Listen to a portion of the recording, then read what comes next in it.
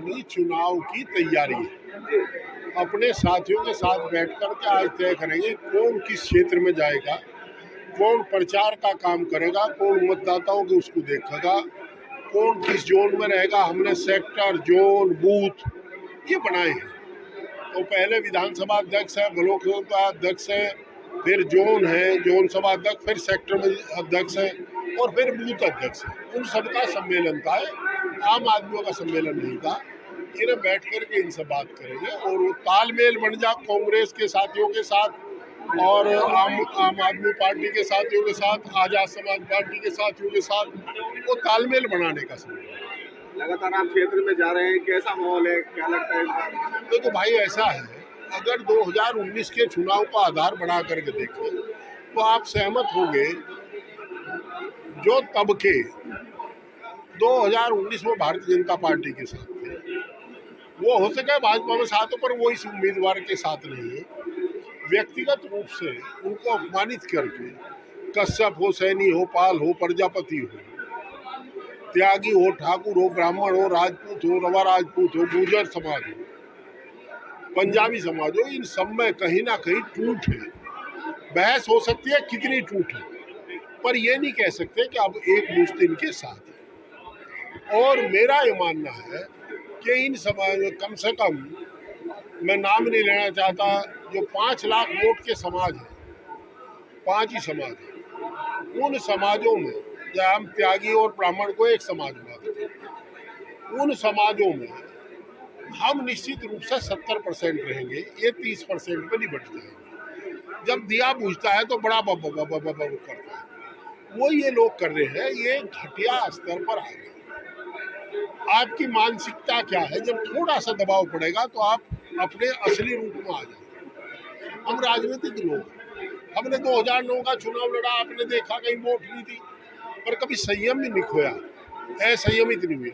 ये लोगों को जिला बदल करवाने लगे, लोगों को ये करने लगे, इससे कोई नहीं डरता, कोई नहीं डर रहा इस बात से, बल्कि और उल्टा रिएक्शन होगा लोगों में।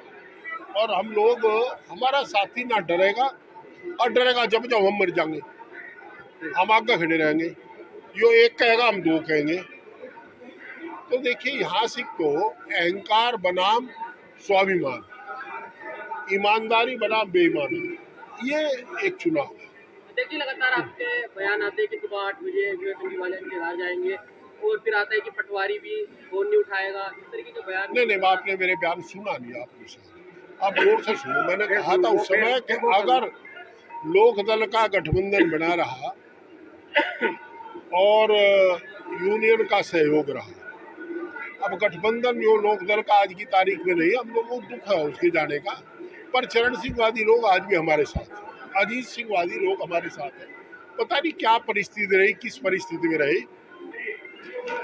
हम जीत जाएंगे कहा था, हमने कहा था हम हरा देंगे, और आज भी कह रहे हम हरा देंगे। तो 8 की नहीं, 10 बज जाएंगे, और क्या होगा? ये को लेकर किस तरीके से आप, ये को लेकर किस तरीके, बिना किसी भेदभाव के, बिना किसी राग द्वेष के काम करेंगे। धर्मनिरपेक्ष पंथ के लोग हैं। आप केवल उकसाने की कार्रवाई करने के लिए चुनाव की पहली संध्या पर कोई नोटिफिकेशन जारी करते हैं, इसका मतलब साफ है वो देश हित में नहीं है, वो केवल एक तबके को उकसाने के लिए है और कोई नहीं है। ये घटिया राजनीति है। हालात यहाँ तक आ जाएंगे, कभी प्रधानमंत्री छोटी बातों को सोचता नहीं था। मनमोहन सिंह भी थे यहाँ, लोग कहते थे बोलते नहीं, पर जितना बोलते हैं सदा हुआ बोलते हैं। यहाँ आए, हमने कहा, राहुल जी आए तो हमने पहले ही कहा इनसे एक फ्रेट कॉरिडोर बनवाओ, इधर को जा रहा, इसे इधर को करवा दो मुजफ्फरनगर को। उन्होंने 3 दिन बाद कहा अच्छा जाओ, हो जाएगा। और 3 दिन बाद जब राहुल जी आए, 4-5 दिन बाद, तो राहुल जी ने घोषणा कर दी कि हाँ फ्रेट कॉरिडोर बनेगा। पर जो हम इंडस्ट्रियल कॉरिडोर बनवा रहे थे, फ्रेट कॉरिडोर बन गया पर इंडस्ट्री कॉरिडोर नहीं बना, वो रुक गया। अब ये जमीन खरीदेंगे तो उसके बाद कोशिश करते हैं। तो ऐसे हालात में ये तो ऐसी सरकार है, रेलवे का डबलीकरण सबको बता, पहले पुड़िया मिलनी थी, मैं रेलवे स्टैंडिंग कमेटी का मेंबर था, हमने उस समय ये मंजूर करा। इलेक्ट्रिफिकेशन हमने मंजूर करा, खंबे गड़ गए थे जब 2014 में, एक हमने करवा दिया।